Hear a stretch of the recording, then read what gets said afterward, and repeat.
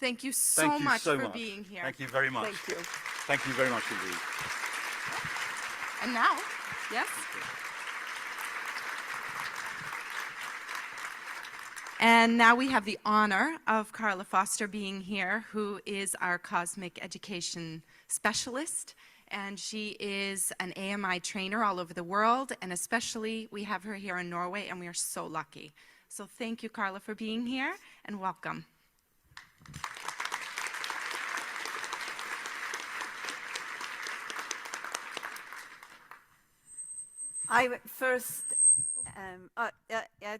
Først så hadde jeg tenkt å snakke på norsk, men fordi David trenger å vite hvordan kosmisk utdannelse bruker det som han har snakket om, så må jeg egentlig gå over til engelsk. Så jeg skal prøve å snakke sakte nok. I first ran into the work that David has done a long time ago. He became one of my secret crushes. And I told him about him to everybody I knew, along with E.O. Wilson and a few others I'm going to be mentioning that he also mentioned. And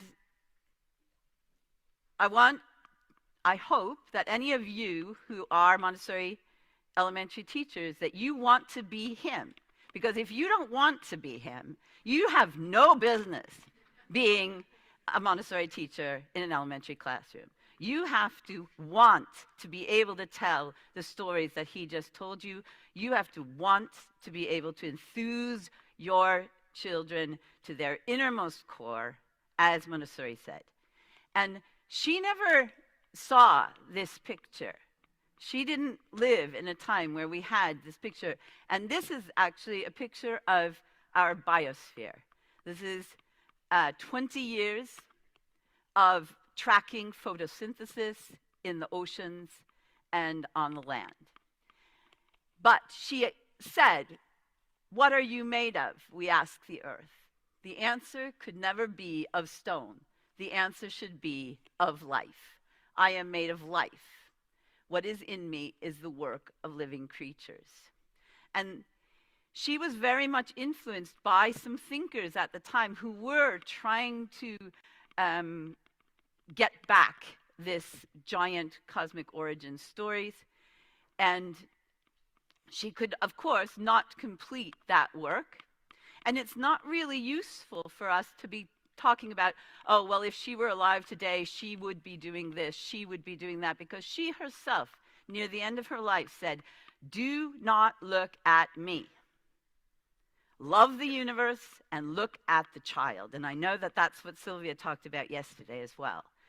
The answers are there in the universe, and the answers are there in the children. And so we have the materials that we need to help the children understand what David was talking about. This is a simple chart, because we're talking not to high school students. We're talking to 6-year-olds. And we have this chart of interdependency, where the biosphere and its relationship to the atmosphere, the hydrosphere, and the lithosphere and the sun are described in the top, with the interdependencies of that. And then we have the human people who you saw in David's presentation, had traveled all over the world, creating these different cultures and using the resources they found in any way they could to ensure the survival of their groups. The decisions that they made were based on the places they lived and the needs of their group's survival. So whether they made good decisions, bad decisions, was really immaterial. But now, as our connectivity has grown, and we are now connected up, we are connected to that gray circle, all of the things that we have made, all of this energy grab that David talked about, which is ultimately then affecting what existed before we came.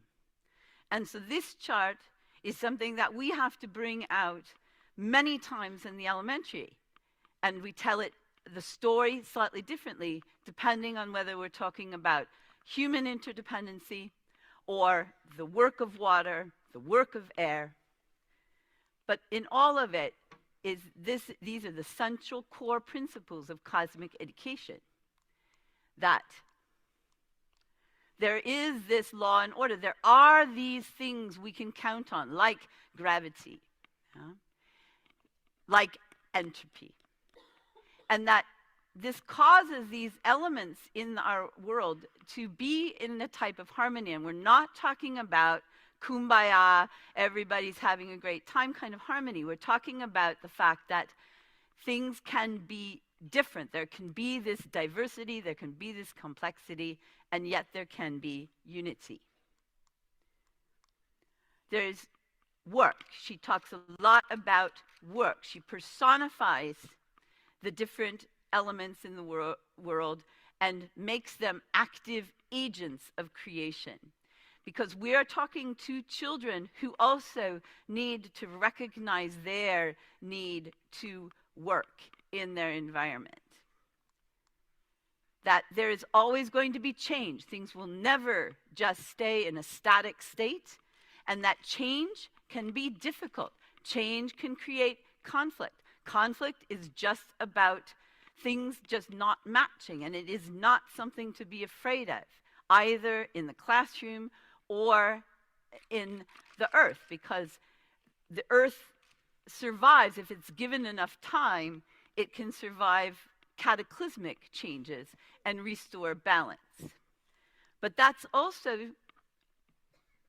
dependent on the fact that all of the elements are working together, that there is an interdependence between the biosphere, the human societies, the atmosphere, and as David said, now we are really influencing this at all times now, so we have to understand it. So these core principles of our cosmic education mean that the study of big history is absolutely essential, and Montessori talked about history as being the backbone of education. We have to understand these things. Further? Oops. Okay. And so we put geography, history, and biology at the core, not language and math, people. Biology, geography, and history. Looking at the world, understanding how the world works. So if you're making your yearly plan and you don't have lots of biology, geography, and history, and you have tons of language and math, you are not doing cosmic education, and you better start doing it.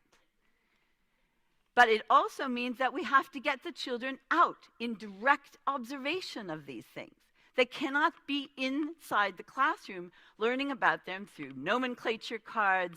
They have to get out and touch and look and draw their conclusions and make their predictions and see if those are true.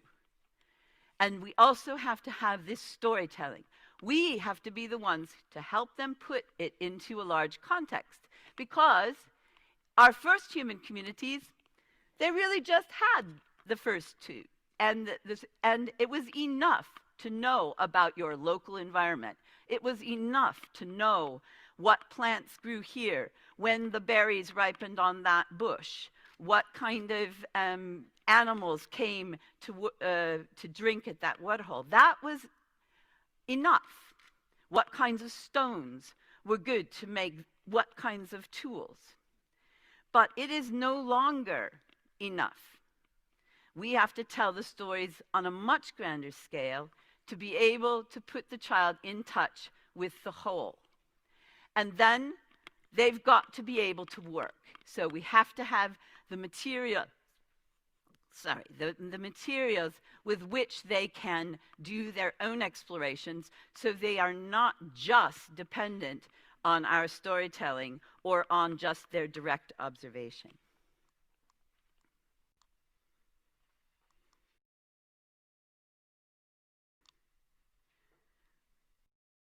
So Montessori, at her time even, before as much science as we have now existed, she said that even at that time, to give the whole of modern culture has become an impossibility.